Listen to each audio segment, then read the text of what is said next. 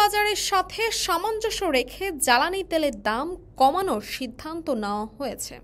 নতুন সিদ্ধান্ত অনুযায়ী ডিজেলের দাম প্রতি লিটার $1.25 কমানো হয়েছে, আর অকটেন ও পেট্রোলের দাম লিটার প্রতি $6 করে কমেছে। 31 আগস্ট রোজ শনিবার অন্তর্বর্তীকালীন সরকারের জ্বালানি উপদেষ্টা মোহাম্মদ ফাউজুল করিম খান এ তথ্য নিশ্চিত করেন। নতুন দাম অনুযায়ী অকটেনের দাম নির্ধারণ করা হয়েছে $125, পেট্রোল $121 এবং ডিজেল $105.25 প্রতি লিটার।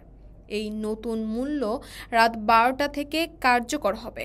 উচ্চ মূল্যস্ফীতির নির্ধারণের বাংলাদেশে পেট্রোলিয়াম কর্পোরেশন বিপিসি তাদের মুনাফা কমানোর সিদ্ধান্ত নিয়েছে।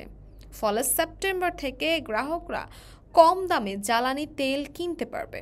উল্লেখ্য, এর আগে গত 1 জুন থেকে ডিজেল ও কেরোসিনের দাম ছিল $106.75, অকটেন $131 এবং পেট্রোল ছিল $127 প্রতি লিটার। তাসপিয়া তাবাসসুম, এই সময়, ঢাকা।